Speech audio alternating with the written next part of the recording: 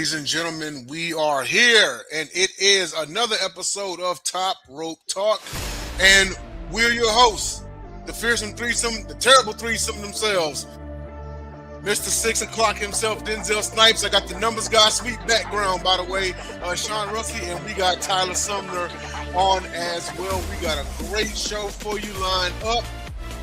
With that being said, just want to let everybody know to follow us on all of our socials. We are on Sideline Sports and Entertainment Network.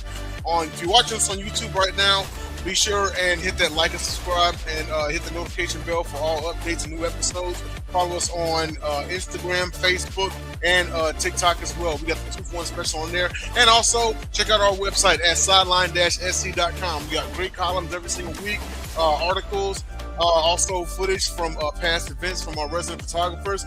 It's simply amazing. So once again, that is sideline-sc.com. With that being said, Sean, how you doing today, buddy?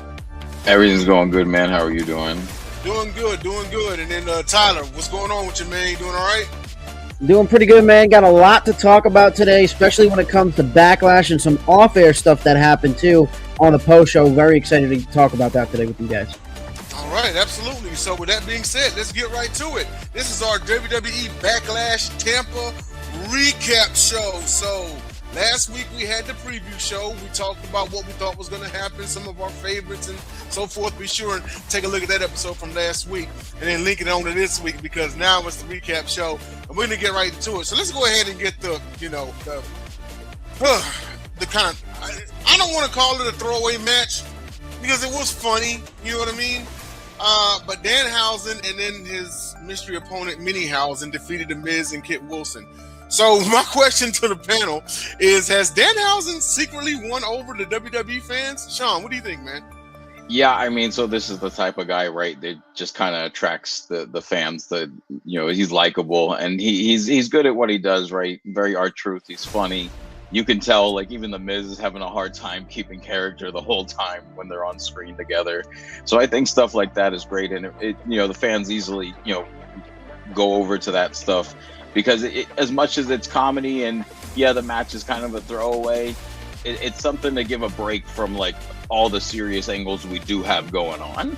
I was a little disappointed that the mystery partner was just the clones, but it's one of those things where who can you put there, and then all of a sudden they're also in the storyline with The Miz and Kit Wilson, which probably doesn't work out for them. So I understand why they went that direction, but he did well with it. And I think, look, I haven't seen a lot of him in the ring before he got to WWE, but from the little bit I've seen the last couple times, look, this guy can go in the ring. There's reasons he's good friends with CM Punk, clearly. Some of the moves I saw, even, you could very see that he definitely had trained with Punk for a good amount of time.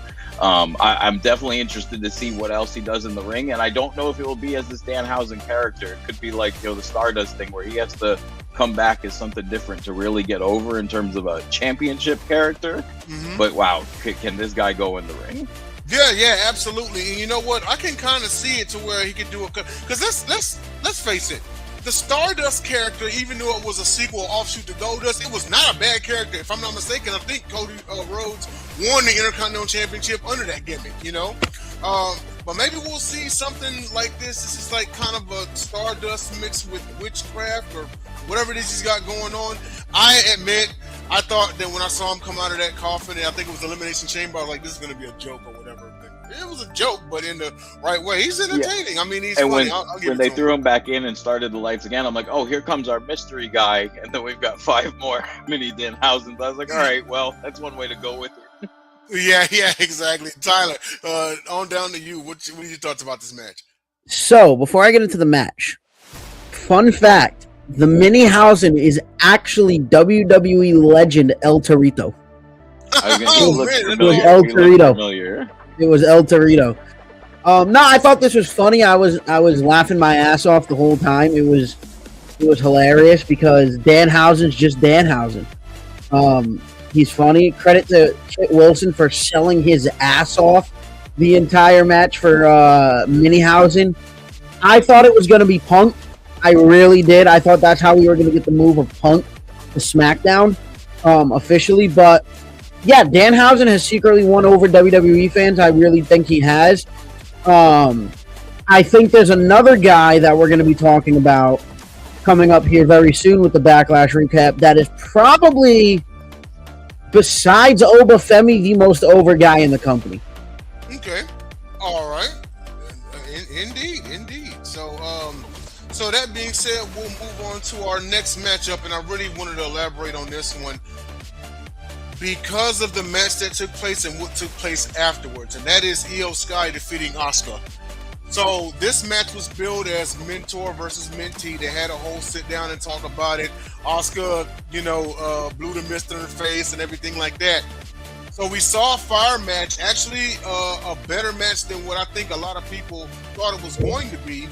But then, I don't know if you all paid attention to social media about yesterday, but considering the ending to the match when Asuka got emotional and congratulated Io Sky on the win, and now it's being reported that Asuka is seemingly retired now. They said semi-retired, so I'm guessing she may come off like for one-off matches or something like that. But Sean, you and I have talked about how Asuka was in the twilight of her career. As a matter of fact, this last time when the Kabuki Warriors were WWE Women's Tag Team Champions, you heard me say it. This is Asuka's final title run in the company. So, but your thoughts about this match and also about Asuka seemingly making her exit. Sean, we'll start with you. Yeah, so I was doing a lot of reading too because I thought it was interesting, because I know the Japanese, in terms of the wrestlers, they do it differently. They don't necessarily lay their boots in the ring, especially the women.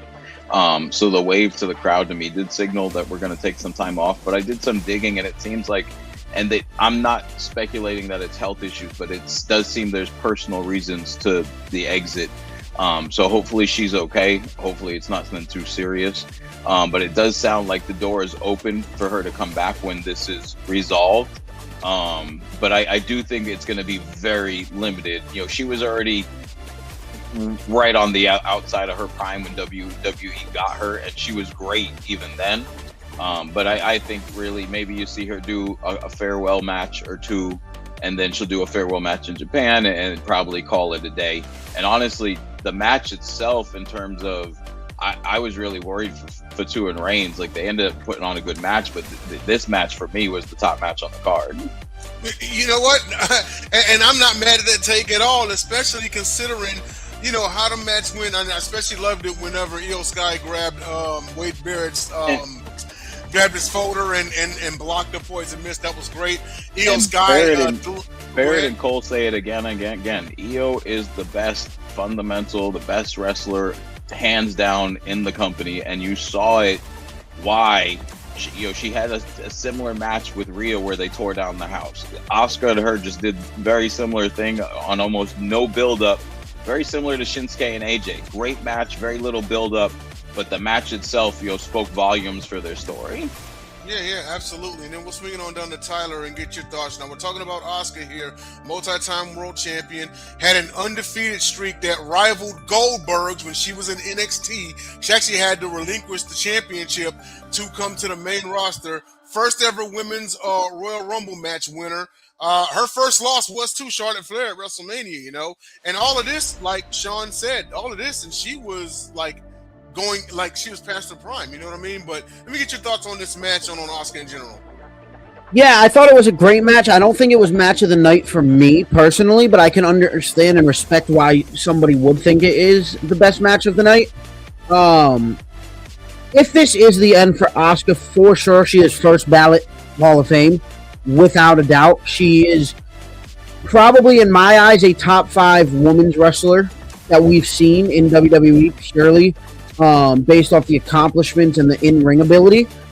I also just truly think that this is probably one of the best, if not the perfect farewell match for her. Go out against her protege, right? The match had some great spots in it as well.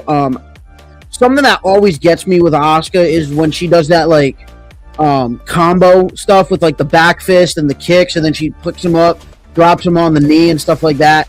Very smooth. She's very smooth in the ring. I would say, though, that if this is it for Asuka, thank you, Asuka. Yeah, and you guys heard me say this when we did the WrestleMania recap, and I said it in my article also. these OGs tend to go out when they found their replacement.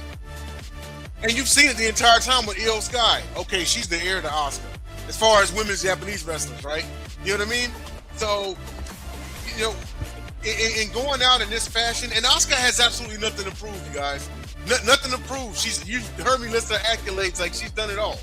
You know, first ballot Hall of Famer, like Tyler said.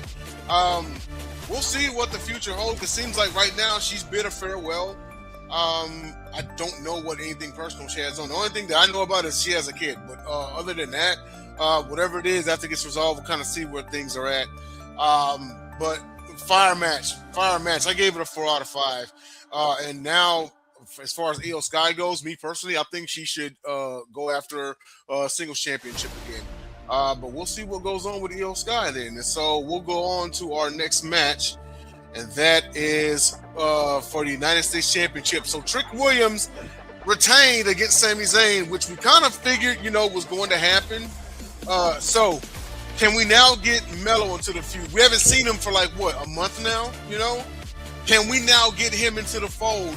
Because I think Zayn should be done with the United States Championship. He should be done, Now, whether he gets into another personal feud or starts chasing the WWE Championship, that's all great. But he should be done as far as the United States title. I'm not going to sit here and tell you that I didn't want him to win the U.S. title because at the end of the day, I do like Zayn. And another trophy on the mantle place, But with that being said, I'm waiting on him to get the top strap, But as far as this goes, we'll start with you, Tyler. Should Trick Melo enter the fold now to see if he can get his title back? Yeah, I think Melo and Trick is the next play because of the fact. The other reason, too, why we haven't seen Carmelo Hayes is him and Kalani Jordan either got recently married or are getting married this weekend. I know it's very soon. That's probably why he's been out. But I think the Trick Melo feud is the way to go. And I said this earlier in the show when we were talking about Danhausen and being over and stuff. Besides Obafemi, Trick Willie is the most over guy in the company right now.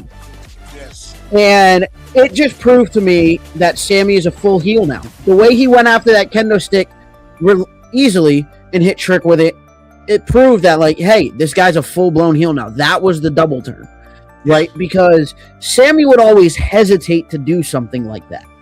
Right? He's like, oh, no, I can't do it. I shouldn't do it. Sammy Hogan needs to go. Okay, I'm sorry. I do not like Sami Zayn. I haven't cared about Sami Zayn in about 3 years since the Roman Reigns, Kevin Owens, Usos whole thing. Okay? Have not given 2 shits about the Gingerbread Man. Well, the Gingerbread Man being Sami Zayn. I care about the Gingerbread Man that passed away this past week, and we had a funeral for because he was in my life too. I don't know if you've seen the edits. Gingerbread Man's been there. It's a very sad thing and affected me very much so. But regardless, I think Trick Melo is the next way to go, and I think you put this at Night of Champions, not Italy. Let it build up. Tell the story, because these guys, first of all, let's think about it. If you know NXT, Melo brought Trick into the business. Right? Yeah. Then Melo betrayed Trick. Mm-hmm. There's a story to tell there, guys. There's definitely a story there, and we'll swing it on to Sean. So your thoughts on, Trick Melo being the next feud, but also at the same time, do you get the feeling that WWE may be screwing up on this one? And I'll explain. So, if you've seen... Oh, go ahead. No, go ahead, finish. Oh, I was saying, if you've seen the way Sami Zayn has come out, they're trying so hard to hang on by a thread of him being a face. And obviously, the crowd is booing him. You've tried to have Trick Williams as a heel, but the crowd's cheering him, and there's nothing they can do. They should just go ahead and just pull the trigger. But go ahead and give your thoughts. So here's my thing, and I agree with Tyler. Whatever feud Sammy's been in, has really been lackluster for the last couple of years. But that's not the way I look at Sami Zayn. I kind of look at him like Scott Hall. He is the measuring stick. You're supposed to be able to have a good match with Sami Zayn, because Sami Zayn can have a good match with a broomstick. So here's my issue with this. Trick Williams has not stepped up these last two matches. You're over for your theme song. That's terrific. Uso was over for his theme song, but he's better in the ring. Trick Williams is not ready in the ring. If they're going to do this mellow feud, I hope they're taking the title off of Trick, because he was not better than Sammy either of these two matches in the ring. And being over for your theme song does not deserve you to carry a championship. Oh, okay. So despite what he had, despite his display and showing in NXT and in TNA, you still don't think he has it in the ring? He did not. Sammy, tried his best to carry those matches, and you could see Sammy trying to call them as best he could. Trick was just not. He's too green right now. For me, it would have been like putting the title on Fatu this weekend. Fatu is too green for that title right now. He's over for his character, but he's too green for the heavyweight title. They rushed this thing because Trick's theme song took off. And it's a catchy freaking song, no doubt. Catchy song. Uso's song was catchy too, but there's a difference. Uso had 15 years of ring experience that started to really mature with Roman Reigns and take a curve. Ever since Trick's coming, this is what I've seen from Trick Williams since he's come from NXT. Same thing. Just the same thing. And too many little slip-ups, just too many little things where he's not a 9 out of 10 in the ring yet, and you've got to be at least a 9 out of 10 to be in that heavyweight picture. Yeah, no, I totally understand that one. You know what I mean? I mean, he most definitely has the talent. Like, it's there. Oh, for sure. I think it's just a little more seasoning that's needed. And others. Like, I would love to see Sheamus come back and do a program with him, or even like a Rusev, because I think those guys can help him grow. Yes. Okay. So you're not saying that he shouldn't have came to the main roster or anything like that. But you know what? I think a few matches with gatekeepers like Sheamus or no, he just needs some more seasoning on the main roster. I wouldn't send him back down, because he's past the NXT days, but he just hasn't moved up again. He hasn't moved it up another notch. Okay. Can I say one thing? What I would like to see? What if we turn Damian Priest heel? Him and Truth drop the titles. What if we turn Priest heel and Priest goes after Trick? He's another one that you can measure up against, because he's excellent in the ring. Yeah. I would like that. But also the other thing, too, that I really like about Trick is his finisher, the trick shot. Because you saw it. Zayn went for the haluva kick, and Trick hit the trick shot out of nowhere. So the only issue I have with this is it's Triple H's running knee from back in the day, and that didn't finish anybody. I think it's more of like a bro kick knee, kind of. But it's a bro kick running knee. Because Triple H's running knee, it wasn't like a full sprint. It was just, he was up, kneed him. Yeah. But for me, like, was it Danhausen's got this little, like, finishing boot or something? Like, yeah, but that's Danhausen. Danhausen can get away with that. So for, like, both of those moves are kind of weak finishers to me compared to what we have when other guys pull off finishers on the rest of the roster. Like, those are good setup moves. Like, it's like a Superman punch for me. Use the knee as a Superman punch to lead into what is the actual finisher. Okay, so then let me ask you a question, Sean. What did you think of Daniel Bryan's running knee finish? And he's a smaller man. Before you answer, he's a smaller man. So I think it was done differently, but I also think kind of like Zayn's haluva kick, the momentum behind it is sold differently. Yeah. And to be fair, Sami Zayn's 215 pounds. So he's no small man, you know what I mean? So, like, and, for me, like, if we had seen Trick Williams deliver that knee to, like, Austin or The Rock, they probably would have done, like, a backflip and really sold it for him. But at the same time, I understand why we're not going that direction. Yeah. No, I totally agree, man. No, this is a really great discussion on this match right here. We'll see what happens. I'm rooting for a Trick Mello feud coming up next. So no, and someone familiar could help him kind of maybe he's got the main roster nerves and he's just like, I just got to stay with what worked at NXT, but that's not. You got to push the bar at the main roster. You do. I want to say one thing. I think I know who, if not Mello, I think I know who's next. Who? Ilya Dragunov. Ilya could put him through. Ilya could put Trick through. Ilya can get anybody better in the ring. He literally made Mello better in ring. He did. And you know what? Ilya Dragunov, I mentioned Daniel Bryan, right? Ilya Dragunov is Daniel Bryan on his absolute worst day. I'm talking about his worst demonic day. Ilya can go in the ring. He can go. That's another small man that can go.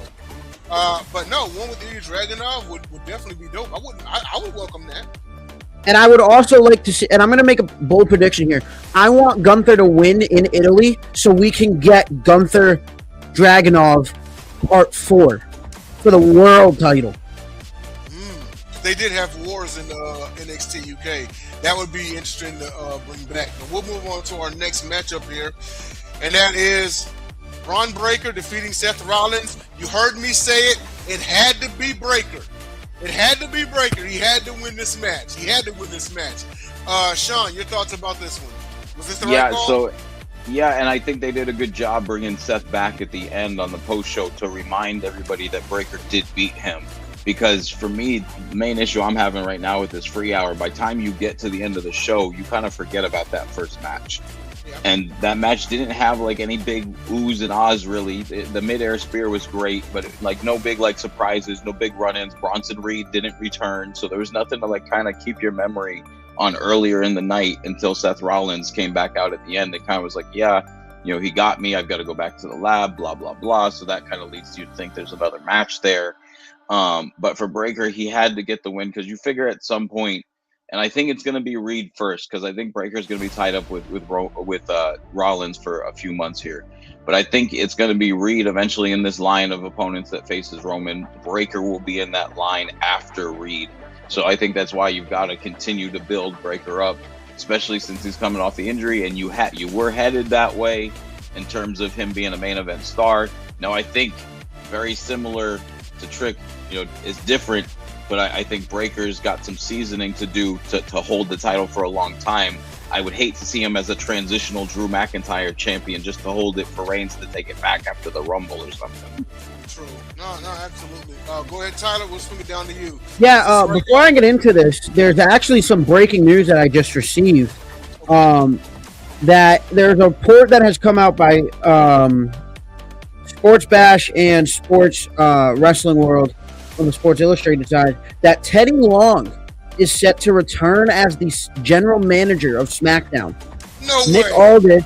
Nick Aldis, who has served as SmackDown GM since October 2023, could soon step away from the role to focus on reviving his in-ring wrestling career at 39 years old. Wow.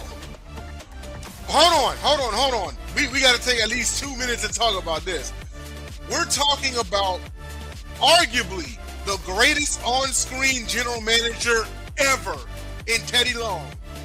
You know, Sean, give us your thoughts, man. No, I mean, that would be great, and we haven't seen Teddy in a long time now. I know earlier it was suggested that Heyman may get that role as well, so it does seem like we're going to go back to acknowledging more of the brand split, which we're doing now with this SmackDown contract offer to Gunther. But I could see them doing it. It's especially with the physicality you feel that Aldis has been involved in over the last 6 months. You feel like he probably has gotten the clearance to get back in the ring. Him and Pierce, most people don't know this. Him and Pierce are both wrestlers. They just got hurt. Yeah. And they got put in other roles because they're so great on camera. Mm-hmm. So for me, you know, it definitely makes sense if he's getting ready, and especially at 39, you've only got a few years to do this. You know, we see guys, they're not doing this to 50, 55 anymore.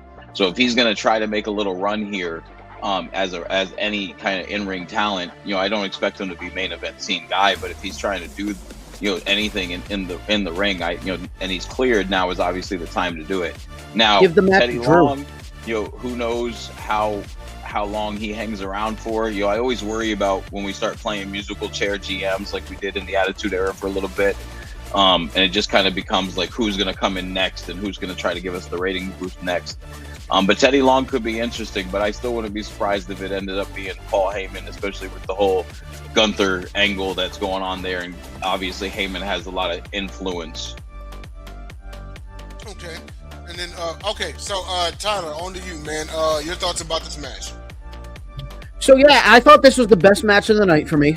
I really did. I thought, you know, that superplex and then Rollins going for the Falcon Hour, but Breaker turned it into the Falcon Hour was absolutely clean. That was very clean. Breaker winning absolutely was the right call, right? Because we talked about this last week, Denzel. We talked about how this should be a best of three. culminating at Night of Champions in a Hell in a Cell match, right? I think where we go from here is Rollins wins in Italy, right? And Breakker wins the Hell in a Cell match. And then we move Rollins, Reigns, SummerSlam, right? We talked about this. But, yeah, Breakker winning was the absolute right call, and I really thoroughly enjoyed this match. I thought it was the best match of the night. All right. And also, shout out to Tampa. What a great crowd they were. Tampa was electric. They were electric the whole night. Sean, okay, quick question. You did see that part when Seth Rollins hit the superplex. He was going for the Falcon Arrow, but Braun Breaker hit one of his own. Did you see, when Braun Breaker countered, did you see the Falcon Arrow, or did you see his uncle's old screwdriver move? Yeah, so it's tough, right? Because Breaker's got so many features of his uncle and his father in him, right? So it definitely was very similar, but I think it was a great transition because it's one of those things kind of like transitioning to a reverse tombstone. Like, you got to get it right or it's just going to be a messed up spot, and then you're going to have to just kind of recover from it real quick. So, props to those guys for getting that nailed once. It was kind of like the pop-up RKO at WrestleMania 33. Like, that was a one-chance deal to get that done, right? Yeah, pretty much. If you mess that up, like, it's just not going to go down, and you've got to alternate to whatever the B plan was in the ring. But I thought, because you're clearly reestablishing the division at this point. You've got tag champs, you've got Breakker coming back. I'm assuming Bronson Reed is right around the corner here. I think he'll play a role in this feud at some point, and then eventually, like I said, they'll move on. And there's so many. And like Tyler said, and that's where it kind of gets confusing for me, because do you do Rollins at SummerSlam coming off maybe 2 out of 3 losses to Breakker? Is he going to take the last 2 and Rollins is the one coming off 2 out of 3 wins? Or do you wait to hold Rollins and Reigns to Survivor Series, because Reigns has got so much unfinished business with the division? There's so many storylines that, going back to last year before all these injuries, have to kind of come to a fruition at some point. And they've obviously dropped little hints. I believe it was like 2 weeks ago that Reigns and Rollins passed each other backstage, and Rollins was just like, get out of my way. Yeah, it was last week. That was your SummerSlam preview right there. I said it right when it happened. He said, you're in my way. I'm like, there's SummerSlam. That's it. Calling it. I called it before. It has to be them two at SummerSlam. But moving on to our next announcement. So John Cena came out there and announced the John Cena Classic. He says that this is going to be a new annual thing. That's an actual championship in WWE. He says it's going to be the stars of today going against the stars of tomorrow in a series of matches. It's not going to be a tournament or anything like that. But for the first time, those of you who didn't watch it, he said that this isn't going to be a traditional tournament or anything like that.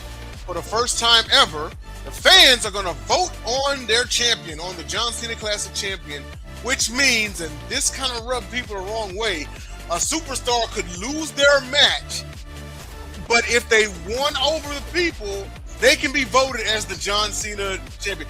So I'll swing it to you, Sean. This reminds me of Taboo Tuesday, Cyber Sunday kind of deal, But your thoughts about this whole thing? Did you like the concept? Or you're not that's where he lost me too. Was I thought when he started talking about fan voting, like we were going to vote for the matchups and not vote for like best performances. So does that mean like we're going to tell creative, hey, hands off, and they're going to call this live in the ring between the two of them, so we actually get to judge based on performance? Because if not, like obviously we know creative has a hand in the match, so they're kind of telling you like we need to hit this spot, we need to hit this spot, we want to hit this spot. So how can you judge based on performance if creative is involved in dictating some of the match? So that's where he kind of lost me. I would have rather it just be vote on the matchups. I do like the idea of giving NXT a night where they're spotlighted with the main roster.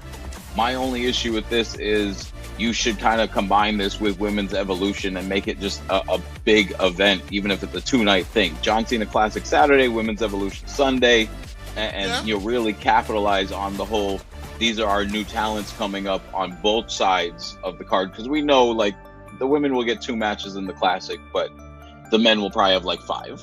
So then you have Evolution the next night to highlight the rest of the women's roster that you have coming up. And especially since we're going to do this 20-30 cuts every year now after WrestleMania, we need to start learning who these people are coming up, because some of us, even as a casual fan or even as a hardcore fan, when you bring up someone like Sol Ruka, who maybe is in the middle of an NXT show and you're only catching the beginning and the end, you may not see her real quick, and then you're like, oh, who's this?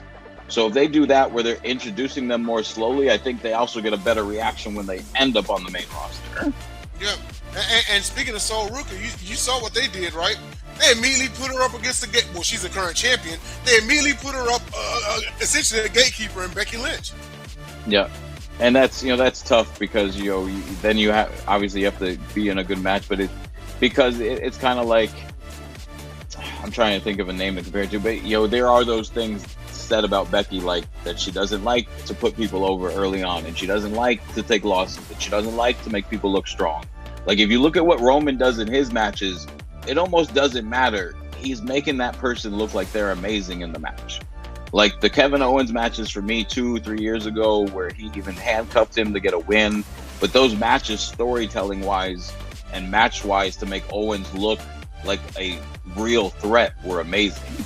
Becky Lynch, I think, struggles to do that at times, and it's been a knock on her for a while. Gotcha. And then swing on down to you, Tyler. This is a good concept for you. Willing to give it a shot or what? I mean, I like the concept, right? Again, I wish we were voting on matches, but here's my question. How are we actually going to vote? Like, how are we not just saying, how are we going to have proof of votes that it's actual people voting, right? How do we not know that if this isn't somebody in creative just saying, oh, Cody Rhodes, you lost, you're still going through because you're selling us merch. And they say it's the fans, right? We have no proof of that. Because I don't know if you heard who John Cena was putting over in this segment.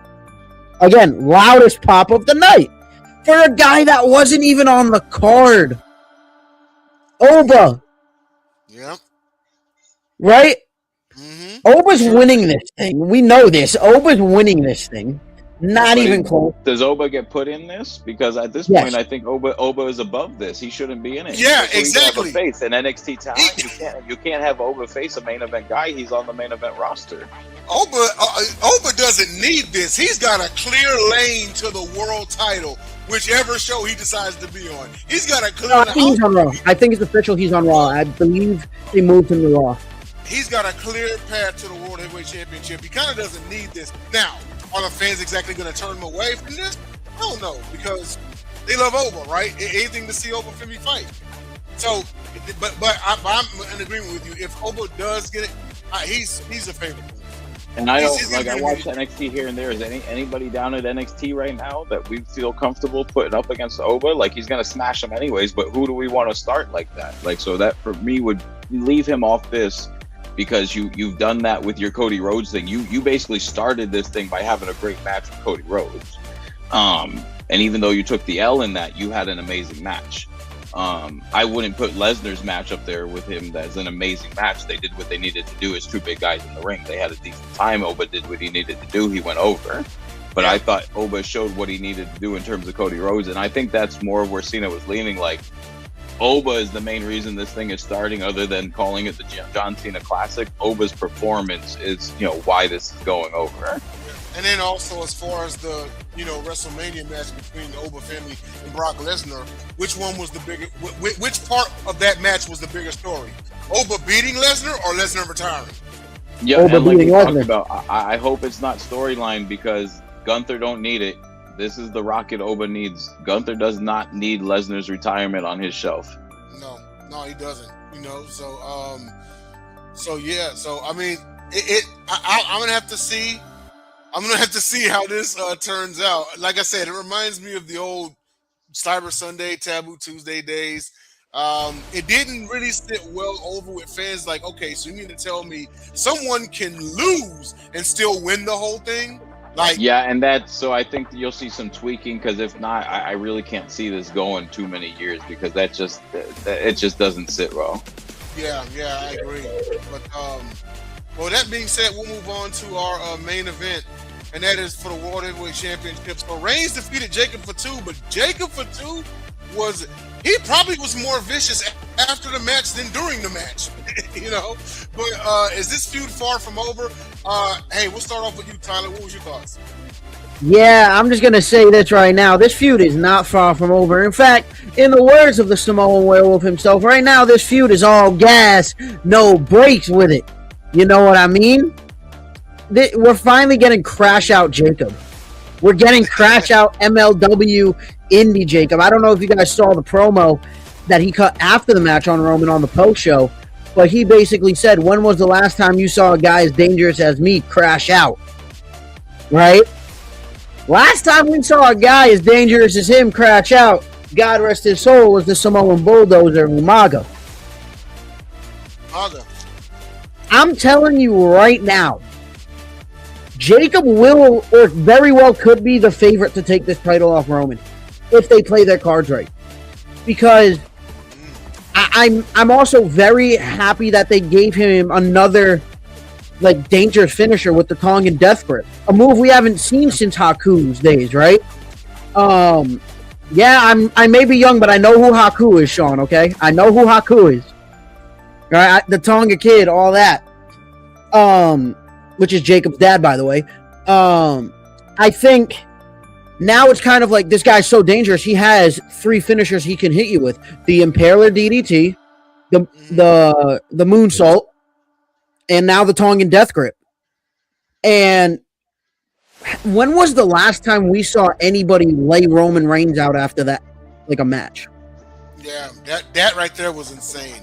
But if anyone's going to do that, it's got to be Jacob Fatu. Now, me personally, I think Jacob Fatu will be a world champion one day. He's just not going to beat Reigns to do it.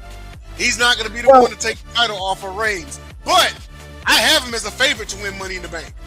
I'm confident he's going to win Money in the Bank. I agree with that.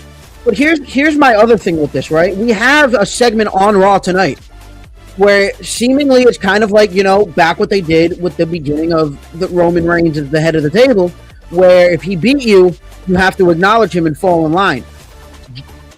Sean, Denzel, I think we both speak for here. Jacob, that crazy son of a bitch, is not falling in line tonight. He gonna kick everybody's ass. Yeah. He gonna kick everybody's ass. Yeah. No, I know. We'll move it up to Sean. Your thoughts about this match in the immediate future? No, I thought, it was a great match. Roman obviously let Jacob look very strong. It's the first person I can ever remember kicking out after a 1 on the spear. And that's agreed upon before the match. Because finishers are very protected, especially at the higher level. So for him to allow Fatu to kick out after 1, I think just says a lot about how over we're going to put Fatu during this feud. I'm with you, Denzel. I don't think he takes the title, but I think this is the Rocket, and I'm not sure where Money in the Bank lands. It's after Clash of Italy? It's after Clash of Champions? No, Money in the Bank is actually in September this year. So, and this is something that I talked to Denzel about, and I think this now even leads more into my thinking that we could go this direction. I think the Fatu and Roman feud will take us through June. I think Roman ends up coming out on top. My hopes for this and personal theory is we're going to see a Bloodline split, but in a good fashion, where you're going to have Bloodline Raw and you have Bloodline SmackDown. Fatu's going to win that briefcase and go cash in on the SmackDown champion, and you're going to have the Bloodline running the show for a little bit. And this allows you to, one, as much as Roman is not going to get booed, unfortunately, they are going to be the heel group, because then it allows you to build a super face again like Cody. It shouldn't be Cody this time going over, but a group like this allows you to build another super face for the company. Yeah. I agree. Yeah, and whether that's Oba tearing through the Bloodline, whoever it is, that's your next super face. Well, can I also say another thing, too, about this that I really like so far? Is how they've actually made Jacob seem very dangerous, because the Usos used to get involved in every match. When Jacob sent his warning on SmackDown and said, if you even think about getting involved, I will burn down the entire family tree. Yes. I'm like, all right, you sold me. Take my money, TKO. They're actually going to take my money because I'm going to. That was a nice layer, but I think more importantly, because we all crapped on how hard Roman got interference every time during his last title reign, he needs to have matches that don't have any interference for a little bit. Eventually, we know the hoopla is going to come back because that's how this storyline works, right? It's got to be some mysteries and some surprises at some point. And maybe it's not till it's Roman and Rollins that starts happening again. But just like the turned off turnbuckle, like they're not exactly going to be perfect, but he does need the one-on-one finishes for a little bit just because of how Hogan-esque they did his last championship run. And I just want to say this too. Roman is a damn heel. We know this. Roman is a full-blooded heel, but he's over. That's the thing. We know he's a heel because of the way he did the turnbuckle. But what really did the job for me is when the 1, 2, 3 hit, Jacob popped up right away. Like right away. Yeah. Right? Like that just shows, yeah, we ain't done here. Now, I'm going to ask you guys before, even though we're going to have to be talking about it, does Jacob again Tongan Death Grip Roman again tonight? He has to. He has to. You've introduced this into the fold. There is no, we're going to stop using it after a few weeks and he didn't win the title. No.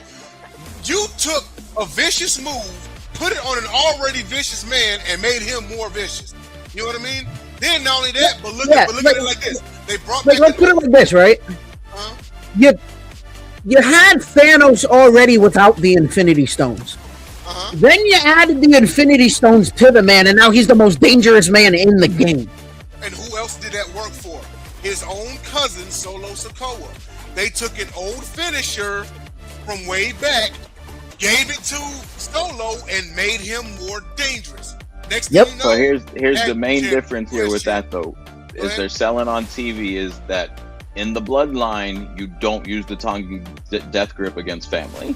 I expect this to come into play for the next match. I expect it to be banned for the next match, and Fatu will get himself disqualified, which leads us to our third match. Yep, I agree. In which I expect, I'm not saying it's going to happen, but I expect, since it's about family in more ways than one, I still will say it. Roman and Fatu need to have tribal combat. They need to have a tribal combat match. 100%. It has to be tribal combat. 100%. It's got to be at Night of Champions, though. Yeah. Because I don't know if you guys saw today. Roman actually posted it. He's back for all of June. Nice. Okay. No, that's what's up.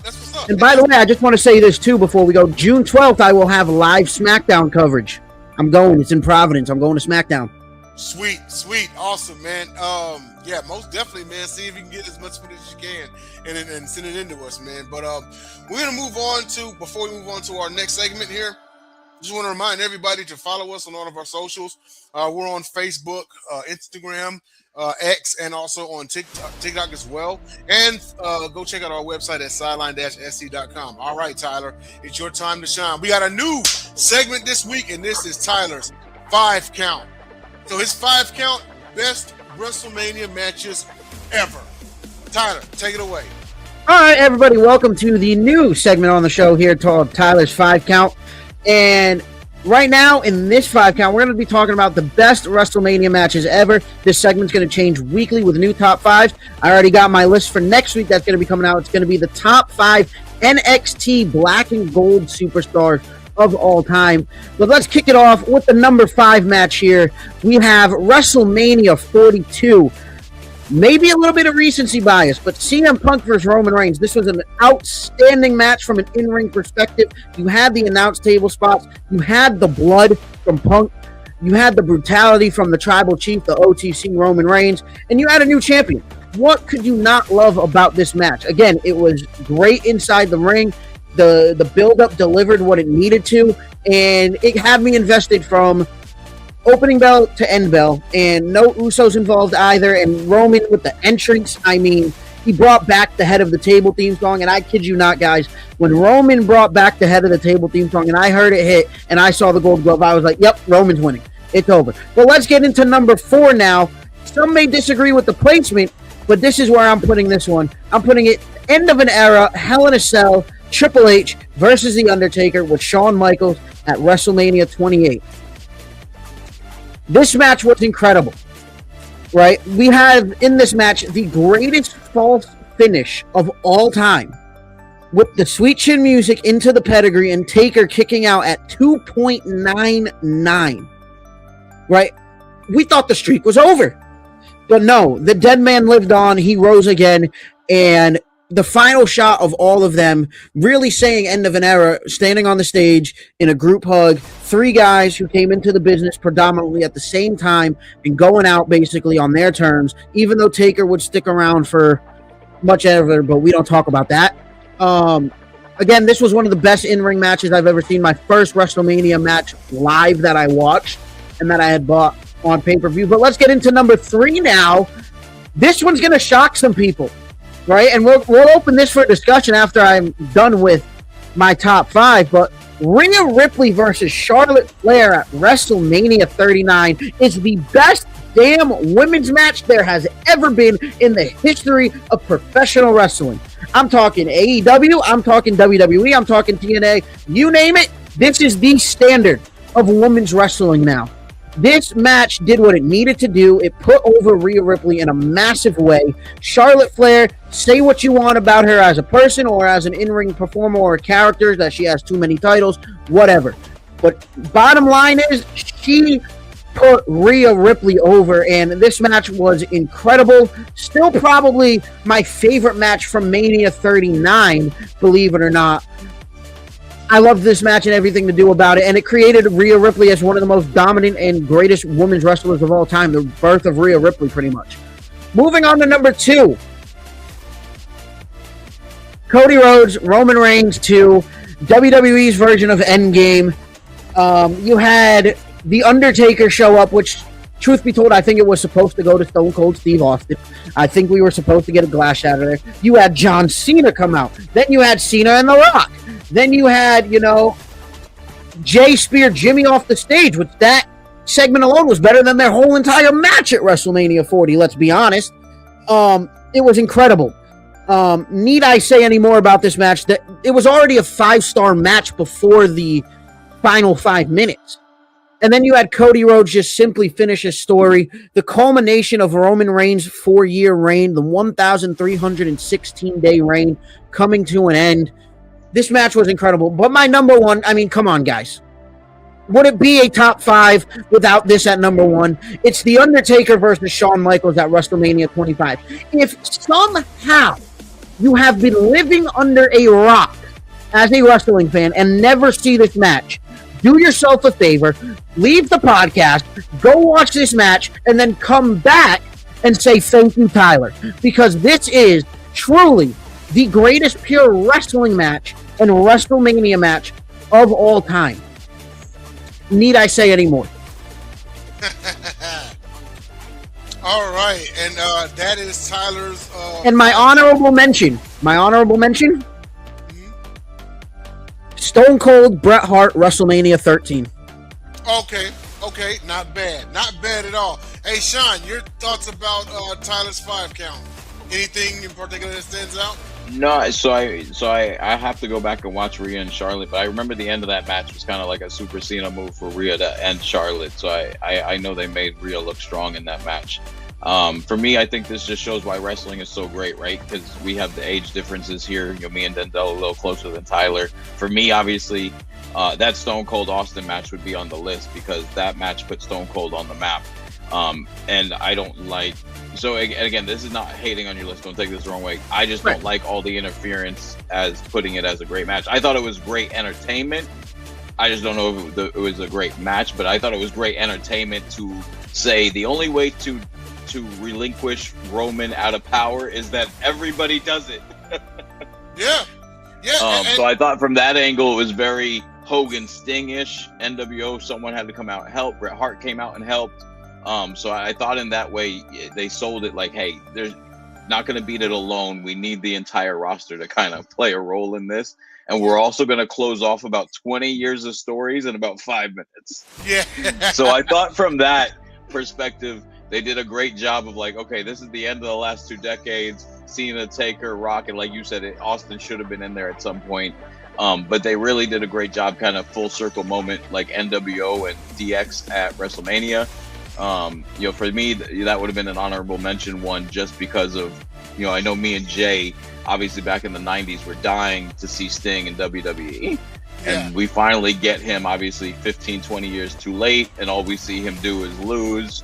Who knows if he does that under Vince McMahon, but I think if he gets there earlier, we see a lot more of Sting on maybe even your list for great WrestleMania matches. Yeah, it was a awesome top of the line list, and definitely looking forward to the one for next week. And now we're going to close out with this program with Sean Russey's Enter the Vault. So we're going to start off with something rare in history, happened on May 11th of 1995. Sean, take it away. Yeah, so this one, even I had to go back because I did not know this had occurred. I caught some of it. I'll have to finish it. But the only meeting between Macho Man Randy Savage and a stunning Steve Austin at WCW was actually during a WCW Saturday night taping, so it wasn't even during a live show. Randy Savage would end up going over, but I really just highlighted this so wrestling fans, myself, Tyler, anybody here who hasn't seen it can go search this on YouTube, because I didn't even know this match had happened, and it would be the only time these two ever fought one-on-one, because obviously Austin would leave WCW very soon after that. Yeah, absolutely. You know, when you think about these super matchups, like you kind of figure the only time you're gonna get, you know, Macho Man Randy Savage, like Prime Savage, and Stone Cold Steve Austin, is you gotta plug in WWE 2K. You know? Yeah. But unless there's somebody out there who can put some AI together and make this match, but other than that, yeah, him versus stunning Steve Austin in a U.S. title tournament. And keep in mind, this is back when WCW Saturday Night was not a lower card show. You know what I mean? So, but with that being said, we'll take it to our last one, and this is on May the 10th of 1999. Yes, so this was actually here in my hometown of Orlando. Ends up being, and I believe it still holds, is the highest rated Monday Night Raw for the Nielsen ratings ever, an 8.1 rated edition. The show was actually Sable's last show for 4 years, and it featured, and this is one of those ones that you can understand why the ratings were why they were. The Rock, Stone Cold teaming with Vince Kennedy McMahon versus Triple H, Taker, and Shane O'Mac. So you can understand why the ratings were what they were. The week before this, which we talked about last week, was just Rock and Austin versus Triple H and Taker. They added Vince and Shane for the next week. Did another amazing number, a record number, 8.1. Again, just, you know, during that era, the Corporation and Austin feuds, the Corporation and Rock feuds, I mean, they were very similar to the Bloodline and NWO. They really carried the show from start to finish. You know, one thing about the corporation, and then by extension the corporate ministry, it's like you got a bunch of like main event to potential main event guys. But you know what? I'll also say that the corporation and the corporate ministry, that was secretly Triple H's story. So you know how we talked about how the Bloodline first run was kind of secretly Jey Uso's story, right? You know, this was secretly Triple H's story because this was when he became the Game. He had left from DX, he got up under the corporation and then the corporate ministry, you know, as a solo act. This is when he became the Game. This is what led to his first world title win that August, the night after SummerSlam. Yeah, definitely. That's pretty cool. I'm gonna have to check out this Monday Night Raw out when I can, because, you know, WWE likes to be difficult and put everything on different streaming platforms in the United States, but in every other country it's all on Netflix. But I will say this, there's one prediction that we need to make for tonight. Who answers their death call tonight to Obafemi? Yeah, I wonder. But so here's my question, Tyler. When do we see a real challenger come out for this challenge? Is it going to be at a PLE? Are they going to hold it to SummerSlam to give him a big man? When do we see like a shock challenger come out that's actually going to push him? I think it's going to be Clash in Italy because Oba's on the poster for that show. And I think the one who will answer that call is going to be TNA's Moose. Interesting. Okay. They have history together. It was a great match. And yeah, so next week, I don't know if I already said it, my list is actually going to be something I don't know if you guys really have experience with, but it was something deep from my childhood, NXT Black and Gold. the best matches from the black and gold era. Actually, best superstars from the black and gold era. This is back when NXT had the original belt with the big X on it. No, shortly after that one. Oh, shortly after that. It was really when Triple H took over. Like, I'm talking like Adam Cole, Samoa Joe, Nakamura, Bobby Roode. You know, that era. So, this was. Let me just tell you this, because I've already started putting it together. My number one is going to shock the system. Yes. Yes. Already, and you know what? We gotta save it until next week. Raw's coming on right now. Thank you everybody for tuning in to this episode of Top Rope Talk. We're gonna see you next week for more Top Rope Talk. We're gonna recap SmackDown from this week and go into some Raw predictions. And then of course we got Sean's Into the Vault and Tyler Sumner coming back with another Hot Top 5. So we will see you all next week. Peace.